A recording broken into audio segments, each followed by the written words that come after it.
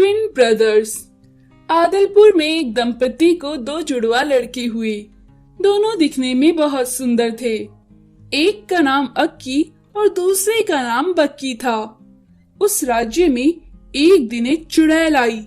चुड़ैल ने दोनों बच्चों को आंगन में खेलते देखा तो बोली, अरे वाह, कितने सुंदर बच्चे हैं। एक बच्चा मैं अपने साथ ले जाती हूँ। मेरी कोई संतान नहीं है। ही ही ही ही। मैं उस बच्चे को पाल कर अपनी शक्तियाँ आगे बढ़ाऊंगी। ही ही ही ही। ऐसा कहकर वो चुड़ैल बक्की को उठाकर ले गई। जब वो बच्चे को ले जा रही थी तो दंपति बहुत चीखे, अरे बचाओ, हमारे बच्चे को चुड़ैल उठाकर ले गई, कोई बचाओ हमारे बच्चे को। पर वो चुड़ैल बक्की को लेकर उड़ गई और अपनी मायावी नगरी में ले गई। माया नगरी में चुड़ैल बच्चे की देखभाल करने लगी। बचपन से ही उसने उसे अपने जैसा खूंखार और निर्दयी बना दिया था। बक्की आम बच्चों की तरह नहीं था। उसने उसे बाकी बच्चों से अलग बना रखा था। वो सारी जादुई शक्तियां जानता था, जिसकी वजह से बक्की को अपनी ताकत पर बहुत घमंड था। दूसरी तरफ अक्की को उसके माता पिता ने बड़े नाजों से पाला। अक्की बहुत ही सीधा लड़का था।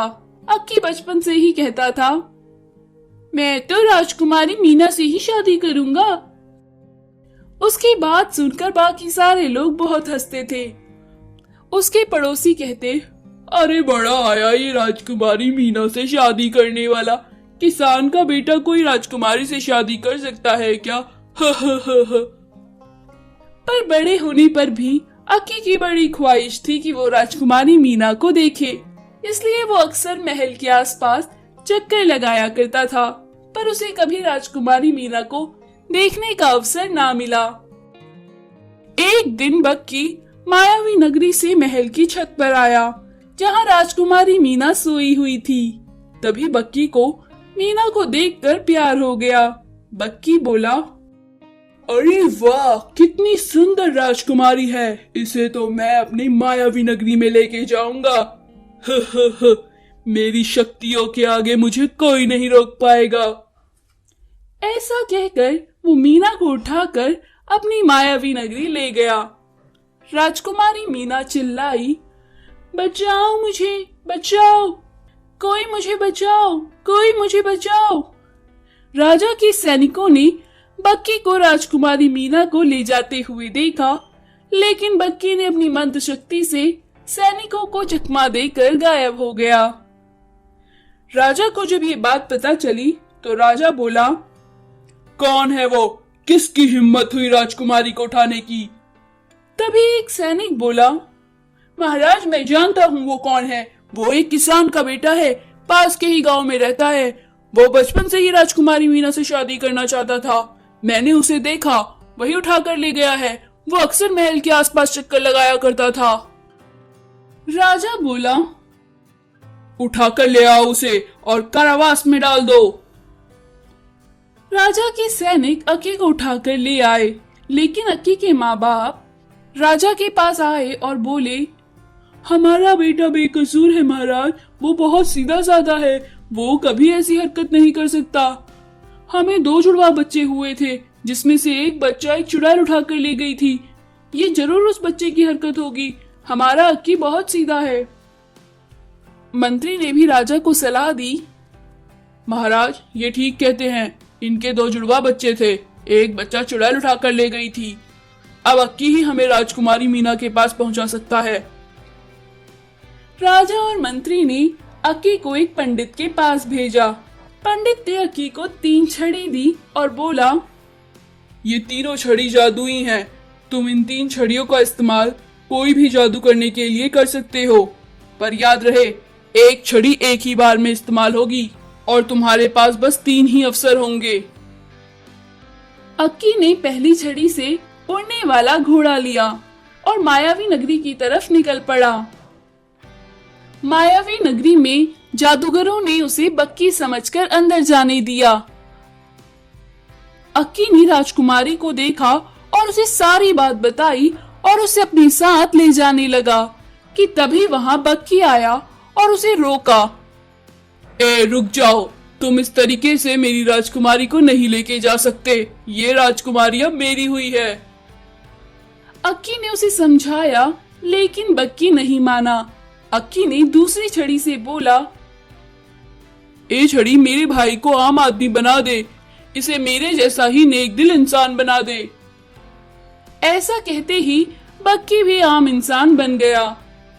फिर वो तीनों उड़ने वाले घोड़े में बैठकर मायावी नगरी से नगर में पहुंच गए।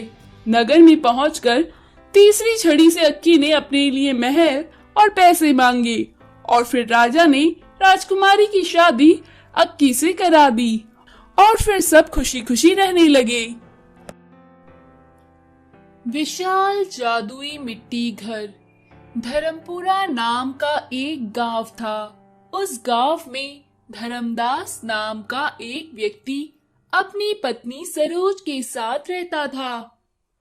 धर्मदास मिट्टी के तरह तरह के बर्तन बनाता और उन्हें शहर ले जाकर बेचा करता था। उस गांव के लोग गाय की बहुत पूजा करते थे और उन्हें खाना भी खिलाते थे। धर्मदास जब शहर से अपने मिट्टी के पूरे बर्तन बेचकर घर को आता तो गायों के लिए फल लेकर आता था। रात में कई सारी गायें धर्मदास के घर के आगे दरवाजे पर आकर खड़ी होकर चिल्लाने लगती थी। तब धर्मदास की पत्नी सरोज कहती, लो जी, आ गई गौ माता, चलो उन्हें कुछ खाना देते हैं। तब धर्मदास और सरोज गायों को केली, फल, सब्जियां आदि खिलाते और गाय वहां से चुपचाप चली जाती थी। एक बार पास के गांव में दो चोर चिंटू और मिंकू रहते थे। वो गायों को चुराकर कसाई को बेचते थे। कई दिनों से उन्हें कोई गाय नहीं मिल रही थी। तो चिंटू मिंकू से बोला, यार मिंकू, अब तो कोई गाय मिलती ही नहीं। ऐसा ही चलता रहा तो हमारा धंधा चौपट हो जाएगा। मिंकू बोला, क्यों बंद हो जाएगा अपना धंधा? सुना है पास के गांव में ढेर सारी गाय हैं, वहीं से गायों को चुराएंगे। चिंटू बोला, अरे दोस्त, अगर पकड़े गए तो उस गांव के लोग हमें जान से मार देंगे। मिंकू बोला, आज तक पकड़े गए हैं जो अब पकड़े जाएंगे। चल, हम रोज एक गाय को चुराएंगे, उससे किसी को शक भी नहीं होगा। कौन सा गायों की गिनती कोई करता होगा। दोनों चोर रात को एक गाय चुरा कर ले जाने लगे। एक दिन धर्मदास की पत्नी सरोज बोली, सुनो जी, हमारे घर जो गाय आती थी उनकी संख्या दिन प्रतिदिन बहुत कम होती जा रही है। कहीं उन्हें कोई कुछ कर तो नहीं रहा है।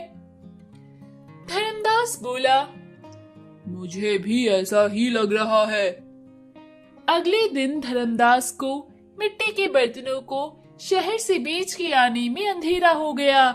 तभी उसने अपने गांव के बाहर देखा कि दो चोर गायों को ट्रक में भर रहे हैं। धर्मदास सारा माजरा समझ गया और चिल्लाने लगा। तभी वहां पूरे गांव वाले आए और उन चोरों की पिटाई करने लगे। गांव वालों ने चोरों को पकड़कर खूब मारा और पुलिस के हवाले कर दिया। इस तरह धर्मदास और गांव के लोगों ने गौ माता की रक्षा की। तभी उन गायों में से एक गाय बोली, तुम लोगों ने हमारी सेवा की है। मैं एक जादुई गाय हूँ। तुम लोगों की सेवा को देखकर मैं बहुत प्रसन्न हूँ। आज से मैं एक बड़े से मिट्टी के गाय के घर में बदल जाऊंगी। उसमें तुम लोग सभी आवारा पशुओं को रखना। जो इस बड़े से मिट्टी के गाय के घर में आवारा पशुओं को लाएगा, उसे मेरे मुंह से खूब सारा पैसा, सोने चांदी मिलेगा। ऐसा कहने के बाद गाय एक बड़े से मिट्टी के गाय घर में बदल गई।